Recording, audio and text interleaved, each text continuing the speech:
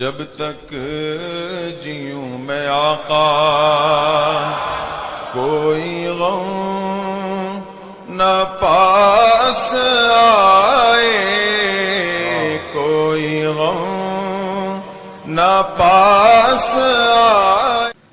عزیزان گرامی، اللہ تبارک و تعالی نے انسانیت میں جوڑ بنایا ہے مرد اور عورت کا، اور دونوں کی تکمیل سے ہی اس کائنات میں رنگ ہے، اور دونوں کی تربیت کے الگ الگ انداز بھی بیان فرما دیے۔ مرد کو بھی اور عورت کو بھی اسلام نے ایک بہترین تربیت کا دستور عطا کیا ہے۔ تقریریں صرف مردوں کے لیے نہیں ہوں گی، تربیت، تدریس، تعلیم صرف مردوں کے لیے نہیں، جتنی چیزیں مردوں کے لیے تربیت میں ضروری ہیں اتنی ہی عورتوں کے لیے بھی ہیں۔ یہ دونوں پہیوں سے مل کر کے زندگی کی ایک گاڑی تیار ہوتی ہے۔ ان میں سے ایک بھی پہیہ اگر خراب ہو جائے تو یہ زندگی کی گاڑی آگے نہیں چل پاتی۔ اولاد پر سب سے زیادہ اثر کرنے والی یہی دو چیزیں ہیں، اس کے ماں کے اخلاق اور اس کے باپ کے اخلاق۔ یہ دونوں کی تربیت اگر کمپلیٹ ہے تو اس جوڑ سے ایک نیک و صالح اولاد کی نسل تیار ہوتی ہے، اور ان دونوں کے اندر خرابیاں آئیں تو پھر اس کا سیدھا اثر اولاد پر بھی ہوتا ہے۔ عزیزان گرامی وقار، اسی لیے اللہ تبارک و تعالیٰ نے قرآن عظیم میں دونوں کو بھی مخاطب فرمایا ہے۔ بعض جگہ مومنین کو کہا اور بعض جگہ مومنات کو کہا۔ آپ دیکھیں آیتوں میں دونوں کو ساتھ ساتھ شمار کیا گیا ہے۔ ان المسلمین والمسلمات والمؤمنین والمؤمنات والقانتین والقانتات والصادقین والصادقات والصابرین والصابرات والخاشعین والخاشعات والمتصدقین والمتصدقات والصائمین والصائمات والحافظین فروجهم والحافظات والذاکرین اللہ کثیرا والذاکرات اعد اللہ لہم مغفرتا واجرا عظیما۔ 10 مردوں کا ذکر ایک آیت میں آیا ہے، اسی طرح 10 عورتوں کا بھی ذکر اس میں آیا ہے۔ دونوں کی تربیت ساتھ ساتھ قرآن میں چلی ہے۔ اللہ فرماتا بے شک مسلمان مرد اور بے شک مسلمان عورتیں ہیں، جو اسلام لا چکے ہیں ان کے لیے اور جو اسلام لا چکی عورتیں ان کے لیے اللہ کیا وعدہ فرما رہا ہے۔ 10 ایسی چیزیں گنائیں اس آیت میں، سورۃ الاحزاب کے 22ویں پارے کا پہلا صفحہ ہے۔ دوسرے نمبر پر وہ مومن مرد اور مومنہ عورتیں۔ اسلام اور ایمان میں فرق ہے۔ ایمان قلب کی کیفیت کا نام ہے، اسلام یہ عمل کا نام ہے۔ اور اس کے بعد قانتین اور قانتات، وہ لوگ جو رات کو عبادت میں کھڑے ہوتے ہیں، مرد ہوں اور وہ جو عورتیں، 3۔ والصابرین والصابرات، اور صبر کرنے والے مرد اور صبر کرنے والی عورتیں ہیں، اور والصادقین والصادقات پہ سچ بولنے والے مرد اور سچ بولنے والی عورتیں، خاشعین اور خاشعات، اللہ سے ڈرنے والے مرد اور اللہ سے ڈرنے والی عورتیں، متصدقین متصدقات، سچ بات کو تسلیم کرنے والے، تصدیق کرنے والے مرد اور سچ بات کو ایکسپٹ کرنے والی عورتیں، والصائمین والصائمات، روزہ رکھنے والے مرد اور روزہ رکھنے والی عورتیں، والحافظین فروجہم، اپنی شرمگاہوں کی حفاظت کرنے والے مرد اور اپنی شرمگاہوں کی حفاظت کرنے والی عورتیں، والذاکرین اللہ کثیرا والذاکرات، اللہ کا کثرت سے ذکر کرنے والے مرد، اللہ سے کا کثرت سے ذکر کرنے والی عورتیں۔ یہ 10 قسم کے مرد اور 10 قسم کی عورتیں اس میں گنائی گئیں۔ ان کے لیے کیا ہے مولا؟ رب تعالیٰ فرماتا اعد اللہ لہم مغفرتا واجرا عظیما، انہی 10 لوگوں کے لیے اللہ نے بڑی مغفرت اور بڑا اجر تیار رکھا ہے۔ ان کے لیے وعدہ فرمایا ہے 10 قسم کے، میں نے گنا دیا، آپ اس میں سے کہیں ہیں یا نہیں، یہ آپ کی ذمہ داری ہے، تلاش کر لینا کہ ان 10 صفات میں میرا بھی کہیں نام آتا ہے جس کے لیے اللہ تعالیٰ نے آخرت میں وعدہ فرمایا ہے۔ عزیزان گرامی وقار، آج ہمیں تربیت کا فقدان بہت کثرت سے نظر آ رہا ہے۔ میں آج یہ گفتگو بہت مختصر انداز میں آپ کے سامنے کرنا چاہوں گا۔ تعلیمی درسگاہیں بند ہوتی چلی جا رہی ہیں۔ آپ دیکھیں تقریباً یہ 9 مہینے یا 10 مہینے سے سارے لوگوں کی اسکول بھی بند ہے، دینیات بھی بند ہے، مدارس اسلامیہ پر بھی تالے لگے ہوئے ہیں، اور ساتھ ہی عصری تعلیم گاہوں پر بھی تالا ہے۔ واللہ عالم آگے کیا ہونے والا ہے، ہمارے بچوں کی تربیت اور بچیوں کی تربیت کے لیے آگے کے حالات کیسے آنے والے ہیں یہ ہمیں خبر نہیں ہے، لیکن یہ وہ بچے ہیں جن کی تعلیم 10 مہینے جو رکی، اس کے بعد ان کے لیے حالات ایسے ہو جاتے ہیں کہ یہ شیطان کا کھلونا بن جاتے ہیں، اور ان کے ساتھ شیطان ایسے کھیلتا ہے کہ ان کے ذہنوں کو پراگندہ کرتا ہے، پڑھی ہوئی چیزوں کو بھلا دیتا ہے، لہو و لعب میں ان کا دماغ لگاتا ہے۔ اسی لیے میرے عزیزو، قرآن جو تربیت کا انداز سکھایا ہے وہ ہمیں اسکول اور مدرسہ چھوڑ کر اب ہر گھر کو تربیت گاہ بنانے کی ضرورت ہے۔ یہ سمجھ لیں کہ آج سے آپ کا گھر ہی اسکول ہے، آپ کا گھر ہی مدرسہ ہے۔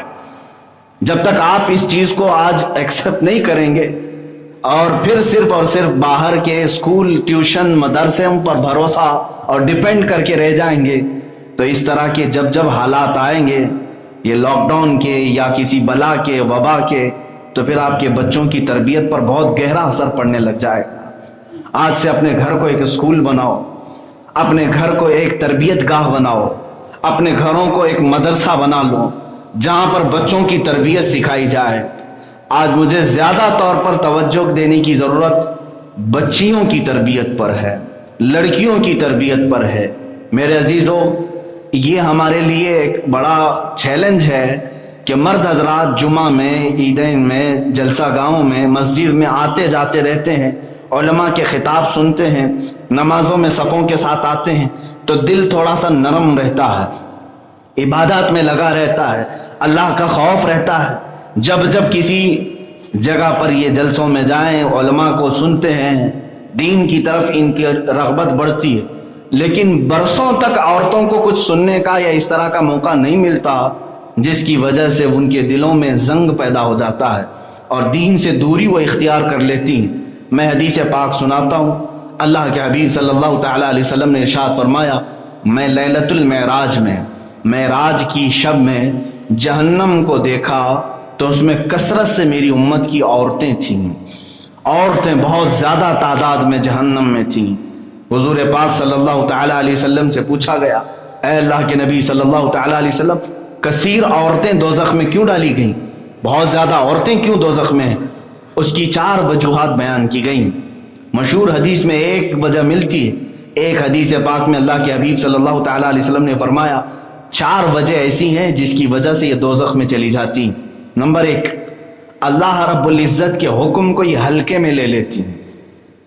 اللہ نے یہ فرمایا ہے تو اس کا ان کو اوپر اثر نہیں ہو پاتا۔ دوسری چیز، رسول پاک صلی اللہ تعالیٰ علیہ وسلم کی اطاعت کا جذبہ ان میں کم ہو جاتا ہے۔ سنتیں وہ سمجھتی ہیں سارے مردوں کے لیے ہیں، سنتیں رسول پاک صلی اللہ علیہ وسلم کی عورتوں کے لیے بھی ہیں۔ یعنی سنت صرف عمل کا نام نہیں ہے حضور صلی اللہ تعالیٰ علیہ وسلم، حضور نے جو فرمایا وہ بھی سنت ہے۔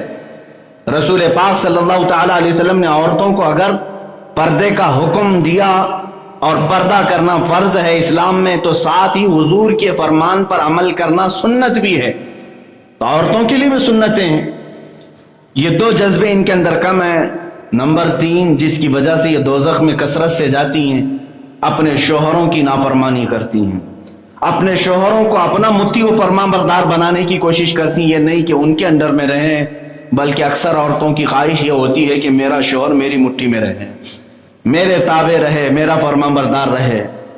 اور یہ بھی چیز حدیث میں الفاظ کے ساتھ آئی ہے، زندگی بھر اس کے ساتھ اس کا شوہر بھلائی کرتا رہا، کسی ایک دن اس کی خواہش پوری نہیں کیا تو وہ یہ کہہ دیتی ہے کہ کب تو نے میرے ساتھ اچھا کیا۔ بس یہ جملہ ہے جو اسے دوزخ میں لے جاتا ہے۔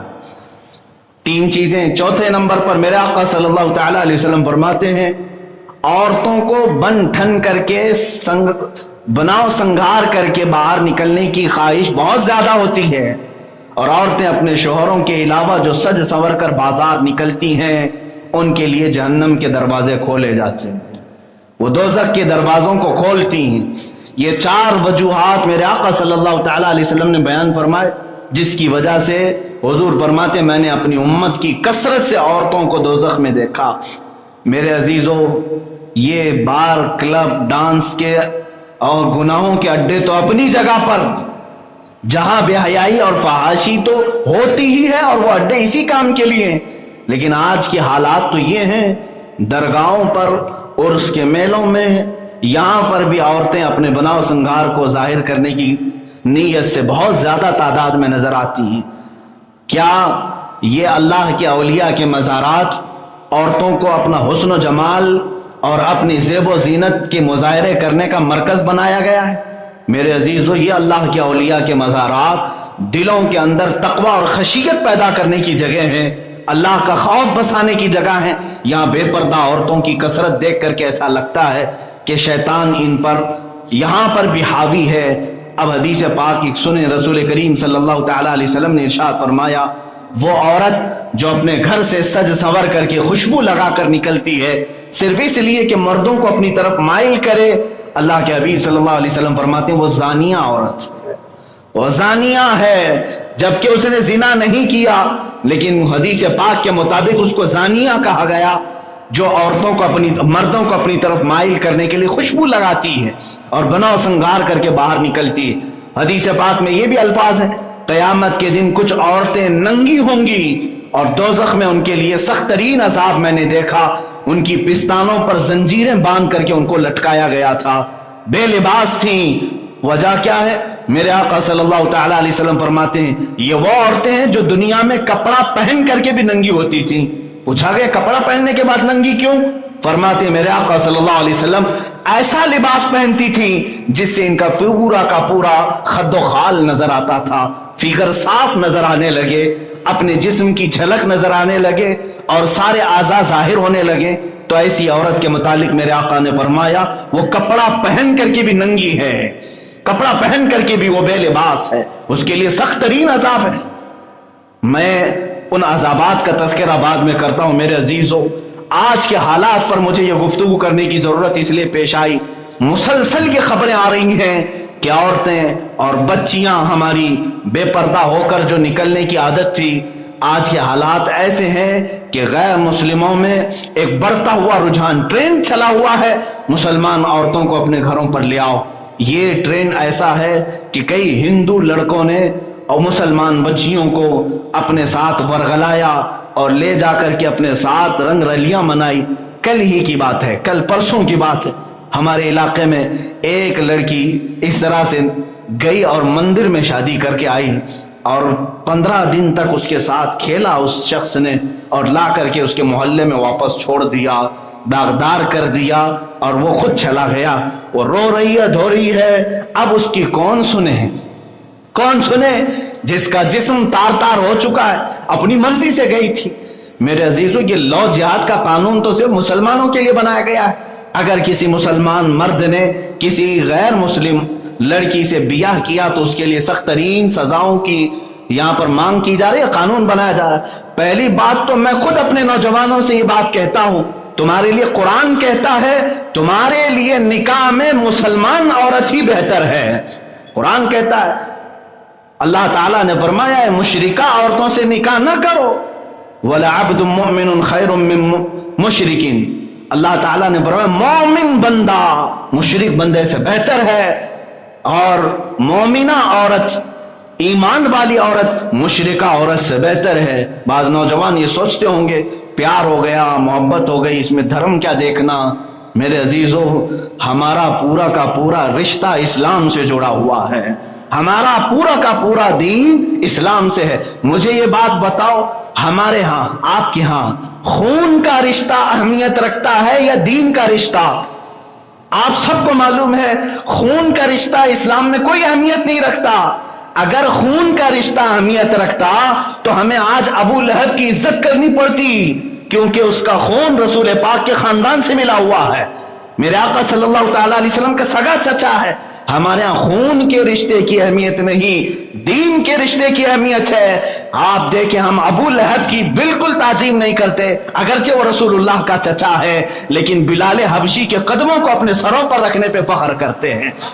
क्यों? बिलाल हबशी का ताल्लुक न मक्का के कुरैश से है न रसूलुल्लाह के खानदान से है। वो दूर दराज के इलाके हबशा के रहने वाले गुलाम थे, लेकिन रिश्ता मोहब्बत रसूल से जुड़ा हुआ था, इसलिए वो हमारे सरों के ताज हैं। मेरे अजीजों, याद रखना, हमारे दीन का रिश्ता ही सबसे अहम रिश्ता है, और ये रिश्ता ना हो तो फिर हमारे आपस के कोई रिश्ते नहीं है। जो लोग इस तरह से आज ट्रेंड चलाए हुए हैं, उन नौजवानों को पहले मैं तंबीह करना चाहता हूं, क्या तुम्हारे लिए मुसलमान औरतें नहीं हैं? क्या मोमिना अब लड़कियां नहीं हैं? पाकबाज खवातीन नहीं है?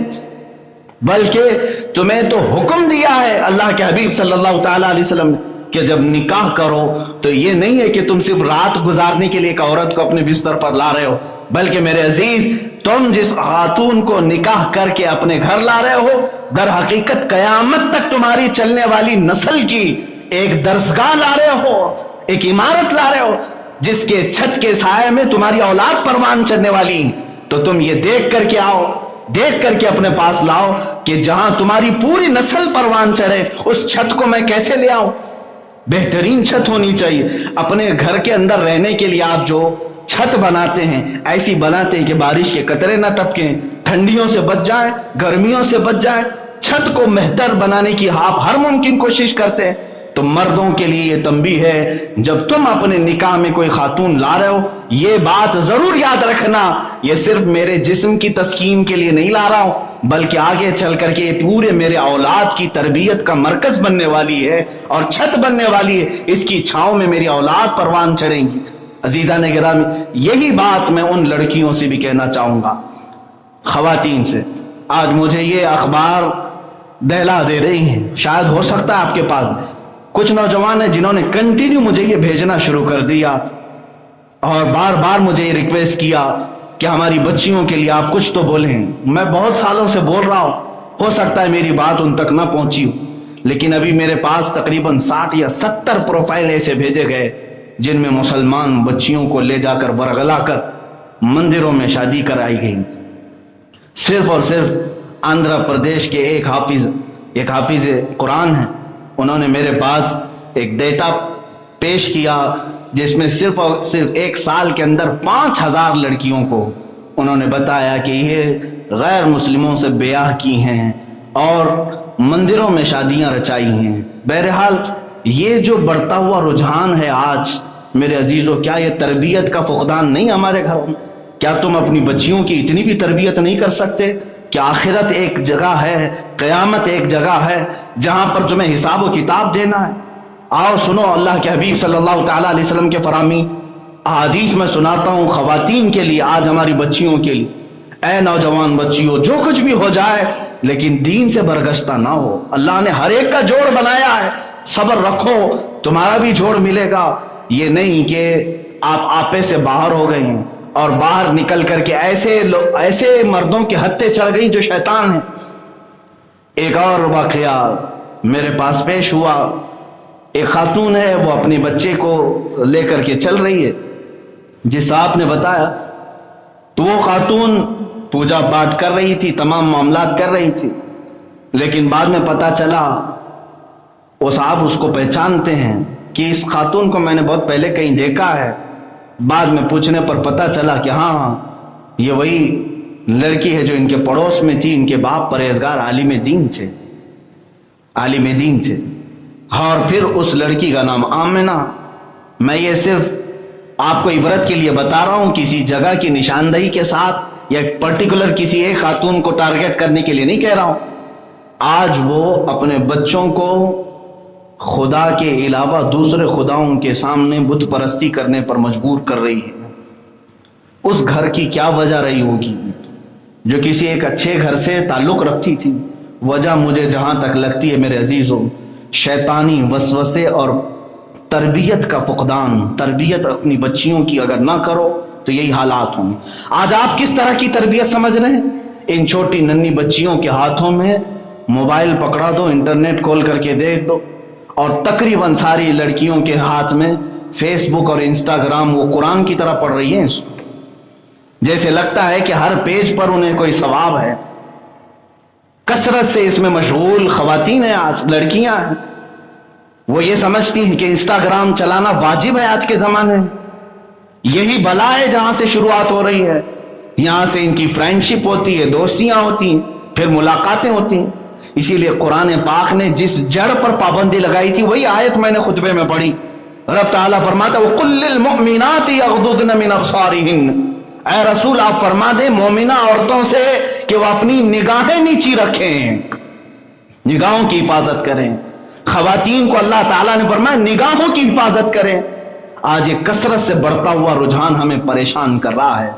اے میرے عزیزو, میں نے یہ اعلانات بھی سنے, کچھ سنگٹھنوں نے کھلے عام یہ اعلان کیا جاؤ مسلم لڑکی کو بھگا لاؤ 2.5 لاکھ روپے ہم سے لے لو. یہ آج چلے ہوئے ٹرینڈ ہے. اگرچہ ان لوگوں کی کوئی اپنی ویلیو نہ ہو, وہ کوئی رجسٹرڈ تحریک تنظیم نہ ہو, لیکن یہ باتیں اخبار میں اور گردش کرتے ہوئے افواہوں میں بھی موجود ہیں. آپ اپنے گھروں کی حفاظت خود کرو, تربیت گاہ اپنے گھر کو خود بناؤ. ان بچیوں کو کثرت سے رسول پاک صلی اللہ تعالیٰ علیہ وسلم کے واقعات سناؤ, صحابیات کے واقعات سناؤ, دل نرم ہوگا اور انہیں اسلام پر چلنے کا جذبہ ہوگا. حضرت سیدہ سمیہ رضی اللہ تعالیٰ عنہ کا واقعہ اکثر میں سناتا رہتا ہوں. یہ اتنی پردہ کرنے والی خاتون تھیں کہ مکہ کے ابو جہل اور دوسرے کفار نے انہیں قید کیا اور گھوڑے کے پیروں سے انہیں باندھ کر کے دوڑایا. ان کے جسم کی ہڈیاں سرکتی رہیں, ٹوٹتی رہیں, اور پھر ان کی شرمگاہ پر نیزہ مار کر کے انہیں شہید کیا گیا. یہ پہلی شہیدہ ہیں سیدہ سمیہ. کس بات پر شہید کی گئی تھی؟ صرف یہی تھا کہ یہ عورتوں کو, مکہ کی عورتوں کو تبلیغ اسلام کرتی تھی, جہنم سے ڈراتی تھی, بے حیائی سے روکتی تھی. 4 چیزوں کی انہیں وصیت کرتی تھی. وہ کیا چیزیں؟ اللہ سے شرک نہ کرو, چوری نہ کرو, زنا کے قریب نہ جاؤ, اپنی اولاد کا قتل نہ کرو, بہتان نہ لگاؤ. یہ آیت بھی آئی ہے قرآن پاک میں. یہ وصیتیں کرنے والی خاتون کو شہید کر دیا گیا. میں اپنی قوم کی بچیوں سے کہوں گا حضور پاک صلی اللہ تعالیٰ علیہ وسلم کی اس حدیث کو یاد کرو. قیامت کے دن ایک خاتون کو بالوں سے لٹکایا گیا جہنم میں, اور صرف بالوں سے وہ لٹکی ہوئی تھی. پوچھا صحابہ نے کہ وہ اس عذاب میں کیوں گرفتار تھی؟ حضور پاک صلی اللہ تعالیٰ علیہ وسلم فرماتے ہیں اس لیے کہ وہ اپنے بال کھول کر کے مردوں کے سامنے آیا کرتی تھی اور وہ اپنی زیب و زینت کو دکھاتی تھی, جس کی وجہ سے اسے بالوں سے لٹکایا گیا دوزخ کے عذاب میں. ایک خاتون کو حضور فرماتے ہیں میں نے اس حال میں دیکھا دوزخ میں کہ اس کے منہ سے آگ داخل کی جا رہی ہے اور اس کے پخانے کے مقام سے نکالا جا رہا ہے, اور انتڑیاں اس کی نکل کر کے باہر نکلتی ہیں. پوچھا گیا یہ کون سی عورت ہے؟ اللہ کے حبیب صلی اللہ تعالیٰ علیہ وسلم فرماتے ہیں دیکھیں کتنی سخت بات, جو مردوں سے نرم و نازک بات کرتی تھی اس عورت کو یہ عذاب دیا گیا ہے. نرم و نازک بات کرنا کیا ہے؟ کہا اس لیے ہلکے انداز میں بات کرتی تھی, نسوانی انداز میں, کہ سامنے والے مرد کے نیتیں بدل جائیں. میرے عزیزو, اسلام نے یہاں پر بھی پابندی لگائی. خاتون کو کہا گیا, قرآن کہتا ہے فلا تخضعن بالقول, تم بات کرنے میں بھی ایسا انداز مت اختیار کرو عورتیں کہ جس کو کہتے ہیں نزاکت, نرم انداز میں اس طرح سے بات کر رہی ہیں کہ سامنے والے کا دل جو ہے اس کی طرف مائل ہو جائے. فَيَطْمَعَ الَّذِي فِي قَلْبِهِ مَرْضٌ, اللہ فرماتا ہے جس کے دل میں مرض ہے اور وہ تم پر فدا ہو جائے تمہاری صرف باتوں کی وجہ سے. قرآن کہتا ہے اس کے لیے دردناک عذاب ہے. اس عورت کو جو نرم بات کرتی ہے, پھر کیا کیا جائے؟ حدیث پاک میں اگر مردوں سے بات کرنے کا کوئی ایسا موقع آیا تو عورت سخت ترین انداز سے ایسے بات کرے کہ مرد کے اندر کوئی تمہارے لیے محبت نہ پیدا ہو, تمہارے لیے احساسات اور جذبات خواہشات نہ پیدا ہو, اپنے کام کی بات کرے اور نکل جائے. یہ بھی عورتوں کی اس خراب عادت کو اسلام نے پابندی لگائی ہے. بہت ساری عورتیں صرف اور صرف باتیں کر کے لوگوں کو پگھلاتی ہیں. بہت سارے نوجوان اسی لیے بہکتے ہیں کہ ان کی باتیں سن کر کے, کہ عورت کے انداز اور نرم و نازک باتوں سے شیطان لوگوں کے دلوں میں احساسات اور خواہشات پیدا کرتا ہے. یہ بھی پابندی لگائی, یہاں تک کہ قرآن کی آیت میں پڑھ کے آپ کو بتا رہا ہوں. اللہ فرماتا ہے وَلَا يَضْرِبْنَ بِأَرْجُلِهِنَّ لِيُعْلَمَ مَا يُخْفِينَ مِنْ زِينَتِهِنَّ. اللہ فرما رہا ہے اے عورتیں, تم میں سے کوئی بھی تیز تیز قدموں سے نہ چلے, زور سے نہ چلے. اتنا بھی اسلام میں حکم دیا گیا ہے. کیوں؟ اللہ فرماتا ہے اس لیے کہ تمہاری چھپی ہوئی زینت کوئی مرد دیکھ نہ لے، اپنے پیروں کو اچھل کود کر کے نہ چلے بازار میں کہ تمہارے اعضاء نظر آنے لگ جائیں، بلکہ ایسے سمٹ کر کے چلے کہ پتہ نہ چلے کسی مرد کو۔ یہ اسلام کی تربیت ہے میرے عزیز۔ یہاں تک کہ جو پائل پہنتی ہیں عورتیں، اس کو بھی منع کیا۔ پائل پہن سکتی ہیں لیکن گھنگرو جس میں ہوتے ہیں آواز ہوتی ہے، چھن چھن کی آواز ہوتی ہے۔ فرمایا گیا جس گھر میں یہ عورت چھن چھن کی آواز کے پائل پہن کر چلتی ہے، اس کے پیچھے شیطان رقص کرتا رہتا ہے، ڈانس کرتا رہتا ہے، اس کے آگے پیچھے ناچتا رہتا ہے، اس لیے کہ شیطان کو میوزک زیادہ پسند ہے۔ عورتوں کو اس سے بھی بچائے گا، کیوں؟ تمہارے پائل کے یہ گھنگرو سے اور ان چینوں کی آواز سے شیطان مردوں کے دلوں میں خواہشات بڑھا دیتا ہے۔ یہ اسلام کی تربیت ہے۔ ہم نے ان تمام چیزوں کو چھوڑا اور عورتوں کو ٹی وی اور سیریل کے پیچھے لگا دیا کہ تم یہیں سے ساری تربیت سیکھ لو۔ یہ سب بند کرو آج، ورنہ پھر ہماری ماؤں اور بہنوں کے ساتھ جو ہند میں ہو رہا ہے یہ بہت تیزی سے پھیلے گا۔ چند سالوں پہلے میں نے کہا تھا یہ سب ہونا ہے میرے عزیز، ہوگا۔ تمہاری مائیں، ہماری بہنیں، تمہاری بہنیں، یہ سب محفوظ نہیں رہیں گی۔ کیوں؟ اس لیے کہ ہم نے ناموس رسالت کو ہلکے میں لیا، حضور صلی اللہ تعالی علیہ وسلم کی عزت کو ہلکے میں لیا۔ امام غزالی فرماتے ہیں جب امت پر ایسا وقت آ جائے کہ وہ اپنے نبی کی عظمت کو ہلکے میں لینے لگ جائے تو دیکھ لینا چند دنوں کے بعد ان کی ماں اور بہنوں کی عزت نیلام کی جائے گی اور وہ کچھ نہیں کر سکیں گے، کچھ نہیں کر سکیں گے۔ آج حالات ایسے ہیں، 2 دن قبل میرے ساتھ کچھ نوجوانوں نے یہی کہا کہ ہمارے سامنے یہ چیز ہوئی کہ ایک گھر کی نوجوان لڑکی کو چند درندوں نے لے لیا اور وہ اپنے ہاں لے گئے، دوسرے مذہب میں بھی داخل کر لیے، لیکن پولیس پروٹیکشن بھی رہا اس کو، کیونکہ بالغ ہے، وہ اپنی مرضی کا کر سکتی ہے۔ ہم دیکھتے رہ گئے اپنے گھر سے جاتی ہوئی بچی کو، کچھ نہیں کر سکے۔ تب ہمیں یہ بات یاد آئی کہ یہی وہ حالات ہیں جب امام غزالی نے فرمائے تھے حضور کی عظمت کو تم نے ہلکے میں لیا تو چند دنوں کے بعد یہ سب ہمارے ساتھ ہونے والا ہے۔ عزیزان گرامی، میں اپنی بچیاں اور خواتین جو میرا میسج سن رہی ہوں ان سب سے بھی کہوں گا ڈرو اللہ کے عذاب سے، ڈرو اللہ کے عذاب سے۔ ایک غیر مرد کے ہاتھ میں ہاتھ اگر دے دیا کسی خاتون نے تو فرمایا گیا قبر میں اس پر 99 سانپ مسلط کیے جائیں گے۔ اجنبی مرد کے ہاتھ میں ہاتھ دیتی ہے تو اسلام ہے یہ۔ آپ اگر یہاں دوسروں کے ساتھ جی رہے ہیں، میں خواتین سے کہوں گا تمہیں جاب کرنے کی اجازت ہے، تمہیں تعلیم حاصل کرنے کی اجازت ہے، کالج جانے کی اجازت ہے، ساری چیزیں کرو، لیکن جو لمٹ اسلام نے رکھی ہے اس لمٹ میں رہ کر کے کرو۔ تمہاری تعریف میں قرآن کی آیتیں بھی موجود ہیں۔ اللہ تبارک و تعالیٰ تمہارے لیے اجر اور مغفرت رکھا ہے، لیکن اس حدود میں رہ کر کے کرو۔ فرعون کی بیوی کی کنگھی کرنے والی ایک خاتون تھی، کنگھی کرتی تھی، مشاطہ اس کو کہتے۔ معراج کی رات کے متعلق ایک روایت ملتی ہے کہ حضور پاک صلی اللہ تعالی علیہ وسلم کو خوشبو آئی، تیز خوشبو آئی۔ جبرائیل امین سے پوچھا یہ خوشبو کہاں سے آ رہی؟ آپ نے فرمایا یہ فرعون کے بیوی کے بالوں کی کنگھی کرنے والی خاتون کی قبر سے خوشبو آ رہی۔ پوچھا یہ کیا کرتی تھی؟ کہا کہ یہ موسیٰ علیہ السلام پر ایمان لا چکی تھی اور اس کی ایک چھوٹی سی بچی تھی۔ جب وہ ایمان لائی تو فرعون کو پتہ چل گیا اور فرعون نے اس کے حجاب کو، اس کے پردے کو نکالا اور دردناک عذاب دینا شروع کیا اور اسے سزائیں اتنی دیں اور کہا کہ تو اپنے دین سے باہر نکلا، میں مجھے سجدہ کر۔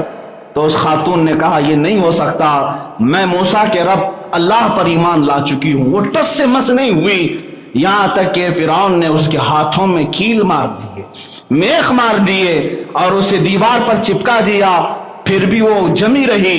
اس کے گود کی بچی کو اٹھایا اور بھڑکتے ہوئے تنور میں ڈال دیا، آگ میں اس کی بچی جلتی رہی، اس کی چمڑی جلتی رہی، لیکن اس کی بچی کے منہ میں جو زبان تھی اس نے وہیں سے تنور سے کہا اے ماں میں تو جا رہی ہوں، لیکن اتنی جو تکلیف اب تک برداشت کر چکی ہے اس کے بعد پھر اس ایمان سے برگشتہ نہ ہونا، ورنہ قیامت کے دن تیرا اور میرا کوئی رشتہ نہیں رہے گا۔ اس چھوٹی سی بچی نے تندور میں یہ الفاظ کہے، اس کے بعد اس خاتون نے کہا اب تو میں نے اپنی بیٹی بھی فدا کر دی ہے، اب تو اور جو چاہے کر لے۔ یہاں تک کہ فرعون نے اسے پھانسی لگائی اور سزائے موت دی، وہ ایمان پر دنیا سے رخصت ہو گئی۔ اجر اللہ نے یہ دیا، معراج کی شب دولہا بن کر کے میرے آقا جا رہے ہیں اور اس مشاطہ کی قبر سے خوشبو میرے نبی کو سنگائی جا رہی ہے۔ یہاں صرف اور صرف ایک گورے چٹے نوجوان کو دیکھا تو نیتیں بدلنے والی خواتین، تم اپنی قبروں کا خبر لو، تم اپنی قبروں کی خبر لو، اگر تمہارا ایمان سلامت رہے یہ اجر تمہیں بھی ملے گا۔ میں خواتین سے اور بچیوں سے کہوں گا کہ صرف اور صرف اپنی آنکھوں کی حفاظت کر لو، باقی سارا کام تمہارے لیے ہلکا ہو جائے گا، آسان ہو جائے گا۔ اس لیے کہ جب جب ہماری بچیاں نامحرم مردوں کو دیکھتی ہیں تو ان کے اندر شیطان داخل ہو جاتا ہے، خواہشات بھڑکاتا ہے، اور یہی تمام چیزیں آج بچیوں کو دین سے برگشتہ کر رہی ہیں۔ وہ مندر میں جا کر کے آگ کے اطراف گھوم کر کے شادی کرنے پر بھی کوئی بھی برا عیب محسوس نہیں کر رہی ہیں۔ میں ان بچیوں کو آج پیغام دینا چاہوں گا، فرعون کے گھر میں رہ کر کے بھی خاتون ایمان پر قائم رہ سکتی ہے، تو تم مسلمان باپ کے گھر میں رہ کر ایمان پر کیوں نہیں قائم رہتی؟ تمہیں تو تمہارے باپ نے قرآن پڑھنا سکھایا ہوگا، دین اسلام کچھ تو سکھایا ہوگا، اس اسلام پر باقی رہو، انشاءاللہ قیامت کے دن تمہارے لیے اجر عظیم ہے۔ یہاں تک کہ جو عورتیں یہاں دنیا میں اپنی عزتوں کی حفاظت کر لے گئیں اور اپنے پردے کی پابندی کر گئیں، قیامت کے دن فرمایا گیا اچانک ایک فرشتہ ندا دے گا، یا اہل محشر غضوا ابصارکم، اے محشر والے اپنی آنکھیں نیچی کر لو، اپنی آنکھیں نیچی کر لو۔ کیوں؟ فإن فاطمة بنت محمد تمر إلى الجنة، فرماتا ہے وہ فرشتہ اے محشر والو اپنی نگاہیں نیچی کر لو، اس لیے کہ فاطمہ بنت محمد صلی اللہ علیہ وسلم جنت کی طرف 70,000 عورتوں کے قافلے کے ساتھ جا رہی ہوں گی، اور یہ ان عورتوں کو اس قافلے میں شامل رکھا جائے گا جو چادر زہرا اپناتی تھی، عفت کا لباس پہنتی تھی، اور اپنے پردے کی اور اپنی عزتوں کی امانتوں کی حفاظت کرتی تھی۔ اللہ تبارک و تعالی ہمارے گھروں کو سلامت رکھے، آنے والے ہولناک دنوں سے مولا ہماری بچیوں کی حفاظت فرمائے۔ جو درندے آج ہماری بچیوں کو ایمان سے برگشتہ کر رہے ہیں، دین سے دور کر رہے ہیں، مولا انہیں تو کیفر کردار تک پہنچا دے۔ مولا ہمیں تو نے اگر بیٹیاں دی ہیں تو انہیں عزت و سلامتی کے ساتھ صحیح جگہ پر نکاح کر کے دینے کی ہمیں توفیق عطا فرما۔ صرف اللہ پر بھروسہ کر کے رہے۔ فتح، نصرت، مدد، یہ سب جو چیزیں ہیں بہت سارے لوگوں کے ذہن و دماغ میں ایسے ہے کہ فوراً آ جانا چاہیے۔ کوئی بھی فتح ہو، کوئی بھی مدد ہو، بغیر تمہارے اسٹرگل کیے ہوئے، بغیر مصیبت اٹھائے ہوئے نہیں ملے گی۔ اگر فتح و نصرت یوں ہی آپ کو روزانہ ملنے لگ جائے تو کیا رسول پاک صلی اللہ تعالیٰ علیہ وسلم مدینہ طیبہ میں بیٹھ کر دعا کرتے تو ساری چیزیں فتح یاب نہیں ہو جاتی؟ آپ صلی اللہ تعالیٰ علیہ وسلم کو بدر میں جانے کی ضرورت کیا پیش آتی؟ احد میں اپنے 70 جوان صحابہ کی شہادت پیش کرنے کی ضرورت کیا پیش آتی؟ اور اسی طرح سے خیبر ہو کہ حنین ہو کہ طائف ہو، کتنی جنگیں ہیں جس میں اپنی جان کی بازی لگائی صحابہ نے۔ سب سے بڑا معرکہ تو کربلا کا دیکھیں آپ، جہاں پورا کا پورا خاندان شہید ہو گیا ہے۔ تو فتح و نصرت بغیر قربانی کے اور بغیر تکلیف کے ایسی ہی آ جائے، آج کے زمانے میں ہم سوچ کر کے بیٹھے، ایسا نہیں ہوتا۔ اسلام زندہ ہوتا ہے ہر کربلا کے بعد، اور اللہ کی مدد آتی ہے، یہ بھی نہیں ہے کہ نہیں آئے گی۔ کچھ لوگ مایوس ہوتے ہیں، کچھ لوگ نروس ہو جاتے ہیں اور بھاگنے پر مجبور ہوتے ہیں۔ یہ امتحانات کی گھڑی ہوتی ہے۔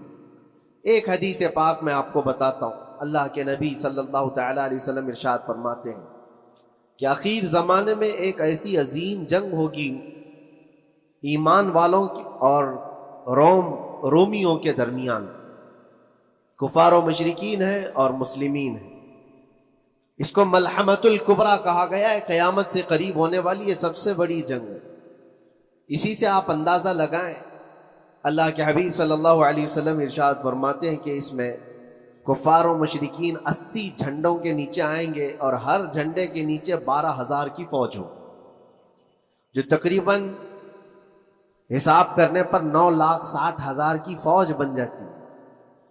اگر وہ مومنین سے مقابلہ کرنے کے لیے اتنی بڑی فوج ایک جگہ جمع ہوتی ہے تو پھر اس جنگ کا اندازہ کریں کتنی بڑی۔ اس کو الملحمۃ الکبریٰ کہا گیا ہے اس لیے کہ اس میں گوشت کے چھیتڑے اڑیں گے۔ ملحمہ جو کہا گیا ہے عربی میں کہ گوشت کے ٹکڑے ٹکڑے دیکھے جائیں گے، اس قدر اس میں جانے جائیں گی۔ اس جنگ کے متعلق جو اللہ کے حبیب صلی اللہ علیہ وسلم نے پیشین گوئی کی ہے، جو پہلے سے خبر دی ہے، وہ کیا ہے؟ فرمایا کہ پہلا دن جب ہوگا مقابلہ کا تو اس میں مسلمانوں کی جماعت میں تعداد کتنی ہوگی یہ تو نہیں بتایا گیا، کفار و مشرکین کے تو پتہ ہے کہ 80 جھنڈوں کے نیچے آئیں گے، لیکن مسلمان اور مومنین جو لڑ رہے ہیں ان کی تعداد کا کوئی علم نہیں ہے ہمیں، لیکن یہ پتہ ہے کہ ان میں سے 1/3 ایک پوری جماعت کا 1/3 حصہ میدان چھوڑ کر بھاگ جائے۔ جنگ میں سے وہ میدان چھوڑ کر بھاگ جائیں گے جب اتنی شدت کی چیز ہو رہی ہو، مصیبت آ گئی ہے، تکلیف آ گئی ہے، 1/3 میدان چھوڑ کر بھاگ جائیں گے۔ اور ان پر کیا فرمایا حضور پاک صلی اللہ علیہ وسلم؟ فرماتے ہیں وہ دنیا کے روئے زمین کے بدترین لوگ ہوں گے، ان کی توبہ بھی قبول نہیں ہوگی، وہ سب سے بدترین لوگ ہوں، پیٹھ دکھا کر جو نکل چکے۔ دوسرا مرحلہ آئے گا، دوسرا پڑاؤ، یہ ایک بہت سخت سٹرگل کرنے والا میدان ہے، مصیبت اٹھا رہے ہیں، مشقت اٹھا رہے ہیں۔ دوسرا دن ایسا ہوگا کہ مومنین کی جماعت کا 1/3 1/3 حصہ شہید ہو جائیں، قتل ہو جائیں گے۔ سوچو یہ بہت بڑی بات ہے۔ یہ دونوں چیزوں پر میں آج آپ سے گفتگو کرنا چاہتا ہوں۔ 1/3 حصہ میدان چھوڑ کر بھاگ جا رہا ہے اور 1/3 حصہ قتل ہو گیا، شہید ہو گئے۔ بچے کتنے ہیں؟ 1/3۔ لاسٹ میں 1/3 حصہ بچا ہے، یعنی ایک میں اگر 3 پارٹ کریں تو 2 پارٹ تو ختم ہو گئے، 1 پارٹ بچا ہے۔ اور اللہ کے نبی صلی اللہ علیہ وسلم فرماتے ہیں اللہ رب العزت اس آخری 1/3 حصے کو فتح مبین عطا فرمائے۔ فتح تو ہے ان کی، فتح ہوگی ان کی، لیکن جو حصہ بچا ہوگا وہ آخر کا 1/3 حصہ ہوگا۔ اب اس پر مجھے عرض یہ کرنا ہے، مومنوں کو اگر فتح دیکھنا ہے، اللہ کی نصرت اور مدد دیکھنی ہے تو یہ 2 چیزیں تو برداشت کرنی پڑیں گی۔ کون سی؟ پہلی چیز اپنوں کا چھوڑ کر بھاگ جانا، اور دوسرا اپنوں کا اپنے سامنے مر جانا۔ یہ دونوں چیزیں ہمیں دیکھنا پڑے گی۔ بہت سارے ایسے ہوں گے جو چھوڑ کر جا چکے ہوں گے، دامن چھڑا رہے ہوں گے، بھاگ چکے ہوں گے، اور کچھ وہ ہوں گے جو لڑتے لڑتے اپنی جان دے چکے ہوں گے۔ یہ دونوں بھی بہت سخت مسئلے ہیں میرے عزیز، انسان کو یہ پگھلا دیتی ہیں چیزیں۔ اگر آپ کو ایسا لگے کہ میرے اپنے جاننے والے لوگوں میں سے کچھ لوگ مجھے چھوڑ کر بھاگ جا رہے ہیں تو یہی انسان ٹوٹ جاتا ہے، اس کے دل کی کیفیت بدلنے لگ جاتی ہے، وہ پھر مایوسی کا شکار ہونے لگتا ہے۔ میری جماعت میں 100 لوگ تھے، 90 تو بھاگ رہے ہیں، 10 کیا کریں گے؟ اس کا اندر سے جو عزم تھا، حوصلہ تھا، وہ ڈاواں ڈول ہونے لگ جاتا ہے۔ اپنوں کا چھوڑنا یہ بہت بڑی آزمائش ہوتی ہے، وہ کسی بھی میدان میں آپ دیکھ لیں، کسی بھی میدان میں اپنے لوگ اگر چھوڑ دیتے ہیں تو یہ اس کے لیے آزمائش ہے بہت بڑی۔ اور دوسری آزمائش تو یہ ہے، بچے آدھے تھے اس میں سے تو آدھے انتقال کر گئے۔ کبھی میرا عزیز دوست، کبھی میرا عزیز مشورہ دینے والا مشیر، کبھی بہت زیادہ مجھے سپورٹ کرنے والا، ایسے لوگ جب انتقال کرنے لگ جائیں تب پھر آدمی پھر ٹوٹ جاتا ہے۔ کچھ تو بھاگ گئے اور کچھ تو قتل ہو گئے، میں کیا کروں؟ میرے عزیزوں، جو آخر میں بچنے والے لوگ جو ہوتے ہیں نا، وہ معمولی نہیں ہیں، وہ اللہ کی ذات پر سب سے زیادہ توکل کرنے والے لوگ، ان کو کوئی چیز ہٹا نہیں سکتی۔ اپنوں کی بے وفائی بھی ان کے قدموں میں لرزہ نہیں لاتی، اور اپنوں کا انتقال ہو جانا بھی ان کے حوصلوں کو نہیں توڑتا، تبھی جا کر کے اللہ تعالیٰ انہیں فتح مبین عطا فرماتا ہے۔ اور یہ چیز ملحمۃ الکبریٰ میں دیکھی جانے والی تھی، دیکھی جانے والی تھی، جو قیامت کے قریب ہونے والی جنگ ہے۔ لیکن میرے عزیزوں، آج ہم نے اپنی آنکھوں سے یہ مشاہدہ کیا ہے غزہ کی سرزمین پر، فلسطین میں 15 مہینے کے بعد آج صہیونی حکومتیں اور یہودی غاصب حکومتیں صلح کرنے پر اور ایگریمنٹ کرنے پر مجبور ہو گئی. دنیا ان کے منہ پر تھوک رہی ہے. تم 50,000 سے زیادہ لوگوں کو قتل کر کے صرف 200 لوگوں کو چھڑانے کے لیے آج بھی فتح کا جشن منا نہیں پا رہے ہو، بلکہ پھر جھک کر کے ان کے ساتھ معاہدہ ایگریمنٹ کرنے پر مجبور ہو. یہ فتح ان بچوں کی نہیں ہے تو اور کیا ہے، ان مظلوموں کی نہیں ہے تو اور کیا ہے، جن کے پاس کھانے کو روٹی نہیں ہے اور پہننے کو کپڑے تک نہیں رہ گئے، ان کے علاج معالجے کے لیے دوائیاں نہیں رہ گئی، لیکن عزم اور حوصلہ ایسا ہے کہ اللہ ابھی ہمارے ساتھ. میرے عزیزو، ان کے توکل اور ان کے عزم کے متعلق یہ صرف اور صرف اخبار کی باتیں نہیں ہیں، سوشل میڈیا کی باتیں نہیں ہیں. مخبر صادق رسول کریم صلی اللہ علیہ وسلم نے 1400 سال پہلے ہی بشارت دی تھی. اللہ کے نبی صلی اللہ علیہ وسلم فرماتے ہیں کہ دمشق میں، دمشق کے ابواب یا پھر بیت المقدس کے آس پاس رہنے والوں میں ایک جماعت ہمیشہ قیامت تک ایسی رہے گی جو حق کے لیے لڑتی رہے گی. حضور پاک صلی اللہ علیہ وسلم فرماتے ہیں حق کے لیے وہ لڑتی رہے گی، قیامت تک ایک جماعت ہوگی. اور ان کی فضیلت میں میرے آقا فرماتے ہیں کہ ان لا یضرهم خذلان من خذلهم، ان کو دھوکہ دینے والوں کا دھوکہ ان پر کچھ اثر نہیں کرے گا، یا پھر ان کو چھوڑ دینے والے یا ان کی بات نہیں کرنے والے، یہ سب چیزیں ان کو کچھ بھی ضرر نہیں پہنچائیں گی. میں اس سے قبل اسی مسجد میں آپ کے پاس اس حدیث کو دہرا چکا ہوں، بیان کر چکا ہوں. اللہ کے نبی صلی اللہ علیہ وسلم فرماتے ہیں ان کو کوئی چیز نقصان نہیں پہنچائے گی، دھوکہ دینے والوں کی دھوکہ دڑی ان کا کچھ نقصان نہیں پہنچائے گی. آپ ہو سکتا ہے سوال کریں، عمارتیں ٹوٹ کر راکھ میں بدل گئی، ہزاروں بچے قبروں میں سو گئے، کتنی عورتیں بیوہ ہو گئیں، کتنوں کے گھر اجاڑے گئے، کتنوں کے ہاتھ پیر توڑے گئے ہیں، بمباری میں وہاں پر کون صحیح سلامت رہا؟ 2 لاکھ کے قریب لوگ متاثر ہوئے، اور مولانا آپ کہتے ہیں حضور نے فرمایا حدیث میں ان کو کچھ نقصان نہیں ہوگا. یہ نقصان نہیں ہے تو اور کیا ہے؟ ہو سکتا ہے آپ کے ذہن میں یہ سوال گردش کر رہا ہو، آپ بار بار یہ سوچ رہے ہوں گے اللہ کے نبی نے فرمایا ان کو کوئی چیز نقصان نہیں دے گی، دھوکہ دینے والوں کی دھوکہ دڑی سے ان کا کچھ بگڑے گا نہیں. اتنا تو بگڑ چکا، پورا راکھ میں بدل گئے، علاج کرانے کے لیے دوائی تک نہیں ہے، تو پھر کیا؟ اللہ کے نبی نے کیا فرمایا کہ ان کو نقصان نہیں پہنچے گا، ان کو ضرر نہیں ہوگا. پھر یہ ساری تکلیفیں اور یہ ضرر کیا ہے؟ میں بتاتا ہوں میرے عزیزوں، جسم کا نقصان، جان کا نقصان، مال کا نقصان، جائیداد کا نقصان، یہ اللہ کے نبی نے نہیں فرمایا. یہ نقصانات مومن کے لیے کوئی معنی نہیں رکھتے. اگر ایمان سلامت ہے تو پوری کائنات سلامت ہے، اور یہ اللہ تبارک و تعالیٰ نے آج تک ان کے ساتھ رکھا ہے. ان کا ایمان محفوظ ہے، ایمان موجود ہے، جس کی وجہ سے یہ سارے نقصانات کچھ معنی نہیں رکھتے. اس لیے کہ یہ تکلیفیں، یہ جو ساری مصیبتیں آئی ہیں، اس پر تو اللہ تعالیٰ نے اجر عظیم کا وعدہ فرمایا ہے، اجر عظیم کا وعدہ فرمایا ہے. ہاں اگر ایمان ہی چلا جاتا تو پھر کون سی جنت ملتی؟ کون سی خوشبو جنت پاتے؟ کچھ نہیں ہوتا. ایمان سلامت ہے، جس کی وجہ سے انہیں دنیا میں بھی اللہ سرخروئی عطا فرمائے گا.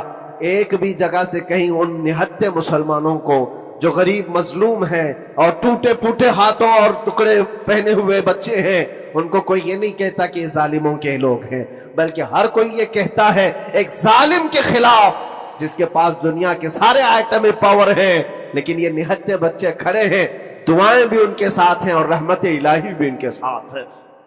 سلام ہے ان غزہ کے مظلومین کو. اور وہاں تو بچے، مرد تو مرد، عورتیں.